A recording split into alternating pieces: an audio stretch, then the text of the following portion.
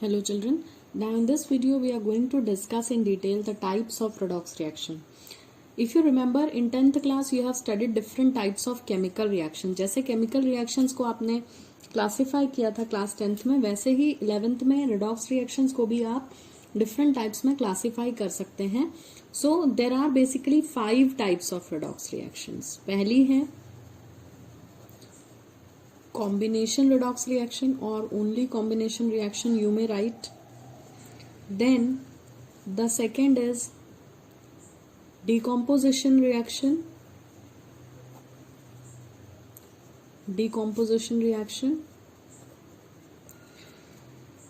Third is displacement redox reaction or only displacement redox reaction or only displacement reaction you can say.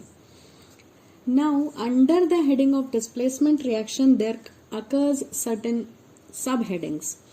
Like if the displacement is carried forward by a metal, it will be called as a metal displacement reaction. I will deal in detail with these subheadings also later on. And the second type is non-metal displacement reaction. So, displacement reactions are further classified as metal displacement and non-metal displacement. Under non-metal displacement, then again there are two types which I will tell when we will talk in detail. Now, combination, decomposition, displacement, and the fourth one is the most important one, and this is called as disproportionation redox reaction. So these are the different 4 types of redox reactions, and if we count these subparts, then we can say there are 5 types of redox reactions, but majorly there are 4 types, and now we will discuss them one by one. So let us see what is the very first type, and that is combination reactions. So we very well know, as we have studied in 10th class, कि combination reactions क्या होती हैं. Combination reactions में simply A plus B होकर AB बन जाता है. Means there are 2 reactants, they combine and you get a single product. यहाँ कोई बाय प्रोडक्ट नहीं बनता. या आप ऐसा भी लिख सकते हैं कि A प्लस B मिलके कुछ C बना लेते हैं, that is a single product. Okay, अगर हम इनके कुछ एक्सक्लूसिव एग्जाम्पल लिखें तो जैसे हम लिख सकते हैं C plus O2 giving you CO2. यहाँ ध्यान दें तो कार्बन की ऑक्सीडेशन स्टेट 0 है, ऑक्सीजन की भी 0 है क्योंकि ये एटॉमिक स्टेट में है, ये मॉलिक्यूलर स्टेट में है, right. And the CO2 is, if you will take out the oxidation states, oxygen is in -2 and carbon is in +4. So 0 to +4 carbon का क्या हुआ है, increase in plus charge is oxidation, and this is decrease in the charge, 0 to -2 जा रहे हैं, तो this is reduction. तो आप ऐसे भी निकाल सकते हैं. So if you want to do it in terms of oxidation state, you can do it like I told. 0 to +4 carbon जा रहा है, increase in plus charge is oxidation, और 0 से -2 में प्लस चार्ज घट रहा है, या ऐसा कह सकते हैं माइनस चार्ज बढ़ा है, तो ये रिडक्शन हो गया ऑक्सीजन का. So this is example of combination redox reaction. अगर हमें कुछ और एग्जाम्पल्स लिखने हैं तो हम लिख सकते हैं जैसे 3Mg when it reacts with N2 in gaseous state, the product formed is this. And if you take out the oxidation states, again Mg and N2 are having 0 oxidation state, whereas in this compound nitrogen is in -3, and when you will calculate, magnesium is in +2 oxidation state. So similarly magnesium is oxidized and nitrogen is reduced. So ये combination redox reactions हैं. इनमें देखें reactant एक से ज्यादा थे, 2 हैं, और प्रोडक्ट कितना बन रहा है, सिर्फ एक. So it's a combination. Combination का मतलब होता है सिंपली जुड़ जाना. So in the definition you can write, whenever in a redox reaction 2 species combine, they form a single product and no byproduct is formed along with that, it is called as combination redox reactions. तो एक बात ध्यान दें कि usually जितनी भी oxidation reactions होती है, मतलब जितना भी कंबस्शन पार्ट है, वो सब रिडॉक्स रिएक्शन होगा, क्योंकि ऑक्सीजन का एडिशन हो रहा है, या ऑक्सीजन के एडिशन के अलावा नॉर्मल कुछ एलिमेंट्स के एडिशन को भी आप कॉम्बिनेशन रिएक्शंस की कैटेगरी में रख सकते हैं. Moreover, you get the species oxidized and reduced in the reaction. Now, I hope the combination reaction is clear. The second is decomposition reaction. So what is a decomposition reaction? From 10th class itself we know they are opposite of what? Combination reaction. So here if I write the reverse of this reaction, AB is going to disproportionate, means break down, and you will get the separate species. So decomposition में reactant से ज़्यादा product होते हैं, ऐसा हमें ध्यान रखना है.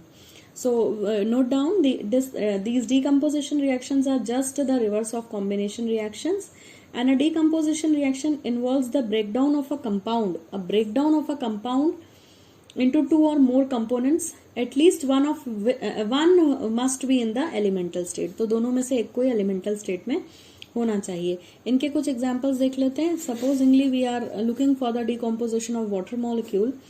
Then on decomposition it is going to yield 2H2 plus one molecule of oxygen will be released. So here water was in liquid state, and this is your balanced chemical equation. Now if we look for the oxidation state, oxygen is -1, hydrogen is +1, this is 0 and this is 0 again. So now you are very well versed in understanding what is oxidized and what is reduced. So I'm not talking in terms of that, but definitely hydrogen के oxidation state में change है, plus से 0 हो गया है, decrease in plus charge है, reduction हुआ है, ऑक्सीजन का -2 से 0 प्लस चार्ज बढ़ रहा है, या आप ऐसा कह सकते हैं कि माइनस कम हो रहा है क्योंकि -2 से आप 0 जा रहे हैं, तो ये जो है रिड्यूस हुआ है. Sorry, that oxygen is oxidized. Why? Because as I told you, there is a change in the charges and your minus charge is getting decreased. That is why हम कह सकते हैं कि ये oxidation है. Now this is the decomposition reaction. हमें decomposition reaction decide करते समय एक species oxidized एक reduced दिखनी चाहिए. कोई भी रिएक्शन redox रिएक्शन तब होती है जब उसमें ऑक्सीडेशन और रिडक्शन साइमल्टेनियसली, मतलब एक साथ होता है. तो क्या कोई ऐसी भी डिकम्पोजिशन रिएक्शन हो सकती है जहां डिकम्पोजिशन तो हुआ हो पर वो रिडॉक्स रिएक्शन ना हो? So let us check out. Supposingly, we are provided with a reaction of the decomposition of calcium carbonate, which on decomposition gives you CaO plus CO2. Now, if we see the oxidation states of different elements in this, then oxygen is in -2 oxidation state, then carbon is in +4 oxidation state, and calcium is in +2 oxidation state. Here this is -2 and calcium is +2, then -2 +4. So you can see here what is happening. When you see the change, then calcium on the both side, left side also, right hand side also, everywhere both side is in +2 oxidation state. Carbon also everywhere in +4 and oxygen also everywhere in -2. So it means nothing is oxidized, nothing is reduced, it's just a decomposition. So with this example, lower one, I can say that every reaction need not to be the decomposition reaction being redox reaction. What I mean to speak is every decomposition reaction is not necessarily required to be a redox reaction. कहने का मतलब ये है कि कोई जरूरी नहीं है कि अगर कोई रिएक्शन decomposition reaction है तो वो redox भी हो. ऐसा भी हो सकता है कि वो redox ना हो, जैसे ये example था. So this was a exception. Okay. Now I hope decomposition reaction was clear. If you want few more examples I can write, like the decomposition of NaH, that is sodium hydride, will yield 2Na plus H2, and here if you see -1 +1, these are the oxidation states 0 and 0. So here sodium on both the sides are in different oxidation state and hydrogen again in the different oxidation states. So that is why definitely it's a redox reaction.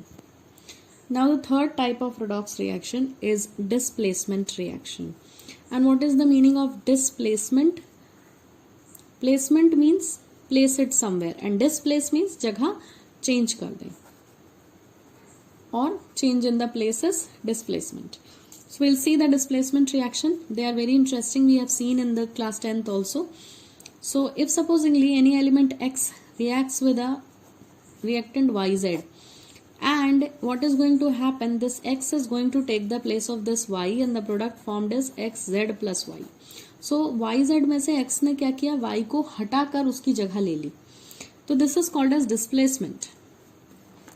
So displacement का मतलब है कि कोई एक जो ताकतवर element है वो दूसरे को हटाकर उसकी प्लेस ले लेता है. And displacement reactions they fall under two categories. जैसा कि मैंने आपको फ्लो चार्ट में बताया था कि डिस्प्लेसमेंट रिएक्शंस दो तरह की होती हैं. पहली है metal displacement reaction. Metal displacement reaction. Now what is metal displacement reaction? The second will be non metal displacement, उसको हम थोड़ी देर बाद बात करेंगे. मेटल डिस्प्लेसमेंट रिएक्शन में what will see in this type of reaction, a metal in a compound, let me right, a metal in a compound can be displaced by a metal in a compound can be displaced by another metal in the uncombined state. What I said is, underline कर लेते हैं, एक metal जो कि कहाँ है, compound के अंदर, और उसको डिस्प्लेस कौन कर रहा है, दूसरा मेटल. यानी ये एक्स और वाई दोनों ही मेटल होंगे मेटल डिस्प्लेसमेंट में. जो डिस्प्लेस हो रहा है ये कौन सा मेटल है, ये कंपाउंड के अंदर का मेटल है, और जो डिस्प्लेस कर रहा है वो एलिमेंटल स्टेट में, दोनों ही मेटल है, metal displacing metal. So it's a metal displacement reaction. यानी डिस्प्लेस होने वाला भी मेटल है और डिस्प्लेस करने वाला भी मेटल है. अगर ऐसी कंडीशन है तो उसे मेटल डिस्प्लेसमेंट रिएक्शन कहेंगे. इस डिस्प्लेसमेंट रिएक्शन का बहुत ज्यादा एडवांटेज है, इसकी बहुत सी एप्लीकेशंस है मेटलर्जिकल प्रोसेसेस में, जिसमें प्योर मेटल जो है वो कंपाउंड जो कि ओर फॉर्म में होता है कंपाउंड, उससे निकाल लिया जाता है. इसकी कई रिएक्शंस आपने डिस्प्लेसमेंट में लास्ट ईयर पढ़ी हैं. कॉपर सल्फेट सोल्यूशन में अगर एक जिंक रॉड रख दें तो क्या होगा, आयरन रॉड रख दें तो क्या होगा, ये सब हम पढ़ चुके हैं. तो you know zinc being more reactive will displace copper. तो यहाँ बनेगा copper plus your ZnSO4. So what happened? Metal in the elemental state, देखिए metal in the uncombined state is displacing metal in the compound. So this is the metal in the compound and this is the metal in the uncombined. So this definition is fitting to this example. यहाँ पर अगर oxidation states लिखें तो दोनों elemental 0 होंगे. Then if you talk about here, then -2 plus 4 and this will be +2, right? Here copper is in 0, -2 plus 4 plus 2. So zinc has undergone the change in oxidation state and similarly copper also. So यहाँ पर भी एक redox reaction है और metal को displace कर रहा है, इसलिए ये metal displacement reaction है. एक आधा और एग्जाम्पल ले लेते हैं. Supposingly we take the example of vanadium pentaoxide getting reacted with calcium. Now the product is vanadium is separated and its place is taken by calcium and you are going to get 5 calcium oxide, right? And now check out the oxidation states. Calcium 0, vanadium in the elemental state 0, -2 plus 2 -2 plus 5. So vanadium is undergoing change in oxidation state. Similarly, calcium is also undergoing. So two things are changing in the oxidation state. That is why again this is a metal displacement reaction. A metal displacing another metal in the combined state. Now, in these case, the metal causing displacement is better reducing agent. यहाँ पर जो displacement cause कर रहा है, जैसे पहले example में zinc और दूसरे में कैल्शियम, तो इन केसेस में जो मेटल डिस्प्लेसमेंट करवाता है वो बेटर रिड्यूसिंग एजेंट होता है. ये बेटर रिड्यूसिंग एजेंट है. This is better reducing agent. So in each case the metal causing displacement is a better reducing agent than the one that is being displaced. इस example में zinc copper से ज्यादा अच्छा reducing agent है और इसमें calcium vanadium से ज्यादा अच्छा रिड्यूसिंग एजेंट है. सिंपल वर्ड्स में हम ये कह सकते हैं कि ऐसे मेटल्स जो है जिनकी कैपेबिलिटी ज्यादा होती है to lose electron, they work as you know, this kind. They work and behave in this manner. Then the second type is non-metal displacement reaction. This is the type 2 of the displacement reaction, second type of displacement reaction. It is called as non-metal displacement reaction. यहाँ पर आपको थोड़ा सा twist देखने को मिलेगा, इसके भी दो टाइप होते हैं. Non-metal displacement reaction. First of all, let us discuss the definition. In these reactions, a metal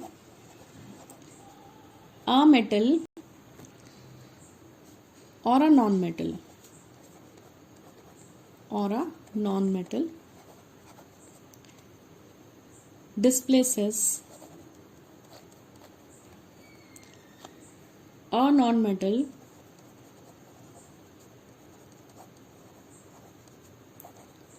from its compound.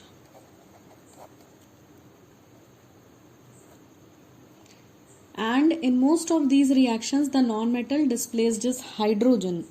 Now see what is happening. यहाँ पर डिस्प्लेस होने वाला एलिमेंट मेटल भी हो सकता है और नॉन मेटल भी हो सकता है.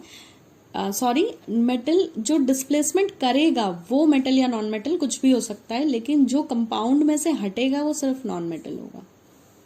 तो पिछली वाली एग्जाम्पल में मेटल को डिस्प्लेस करता था, लेकिन यहाँ पर नॉन मेटल का डिस्प्लेसमेंट है. हटेगा कौन? Non metal. और हटाएगा कौन? हटाने वाला मेटल भी हो सकता है और नॉन मेटल भी हो सकता है. और इसी के बेसिस पर ये रिएक्शन दो तरह की है. तो पहला टाइप जो सब टाइप है इस रिएक्शन के अंदर वो ये है, मैंने कहा था इसके दो टाइप और हैं. तो दो टाइप है. पहला बनेगा नॉन मेटल को डिस्प्लेस करेगा मेटल, और दूसरा बनेगा non metal displace bye non metal. तो यहाँ पर दो सब हेडिंग्स बन जाएंगी. तो पहली हेडिंग लिख लेते हैं. ये बी का फर्स्ट टाइप है, नॉन मेटल डिस्प्लेसमेंट का type A. So what is type A? Type A is displacement of a non metal. Non metal का डिस्प्लेसमेंट है by metal. First type was very easy, metal displace by metal. Metal को metal ही हटा रहा था. यहाँ पर non metal को एक बार मेटल हटा रहा है और एक बार नॉन मेटल. तो इस तरह से दो टाइप्स बनते हैं. तो जितने भी अल्कली मेटल्स होते हैं और कुछ अल्कलाइन अर्थ मेटल्स जैसे कैल्शियम, स्ट्रोंशियम, बेरियम, जो बहुत अच्छे रिडक्टेंट्स होते हैं, वो हाइड्रोजन को जो है डिस्प्लेस कर देते हैं. जैसे हम एग्जाम्पल ले लें तो 2Na प्लस 2H2O. ये रिएक्शन हमने देखी हुई है लैब में. आप सोडियम पीस को पानी में डालते हैं तो क्या होता है, हाइड्रोजन गैस इवॉल्व होती है और वो इट कैचेस फायर. 10th में आपने पढ़ा है कि इतना विग्रस रिएक्शन होता है कि हाइड्रोजन तुरंत आग पकड़ लेती है, इसीलिए आपको दिखता है कि सोडियम पीस बर्न हो रहा है. So this is the product formed, NaOH plus 2H2. Now if you see, this is in zero oxidation state, -2 + 1. Then hydrogen is +1, oxygen is -2, sodium in +1, and here it is 0. So hydrogen has undergone change in oxidation state and sodium. So it's a displacement by non-metal. Sodium is a what? Metal and displacing hydrogen. So hydrogen क्या है? एक non metal है. Hydrogen को हटा कौन रहा है? एक मेटल हटा रहा है. तो metal displacing non metal. Metal displacing non metal. आपने क्या कहा है? Displacement of non metal. Non metal का डिस्प्लेसमेंट मेटल के थ्रू. ऐसा बोल लें या ऐसा बोल लें, metal is displacing non metal, meaning same है. तो यहाँ पर यूजुअली डिस्प्लेस्ड एलिमेंट क्या होता है? हाइड्रोजन ही होता है अधिकतर केसेस में. नाउ लेट अस सी वन मोर एग्जांपल जहां पर जो है एक मेटल नॉन मेटल को डिस्प्लेस कर रहा होगा. So supposingly if I write the example, magnesium when is reacting with 2H2O, it will yield MgOH whole twice, magnesium hydroxide, and hydrogen is again means released. तो यहाँ पर water steam के form में होगा, क्योंकि हमें पता है कि लेस रिएक्टिव मेटल है मैग्नीशियम, और आयरन जैसे एलिमेंट कम रिएक्ट करते हैं, तो इसीलिए पानी नॉर्मल कोल्ड वाटर से आप रिएक्शन नहीं करा सकते. It is in the form of steam. तो यहाँ पर ये डिस्प्लेसमेंट होगा. और यहाँ पर भी देखिए एक मेटल है मैग्नीशियम जो एक नॉन मेटल हाइड्रोजन को डिस्प्लेस कर रहा है. And if you see then you will find out that again there are changes in the oxidation states of hydrogen and magnesium.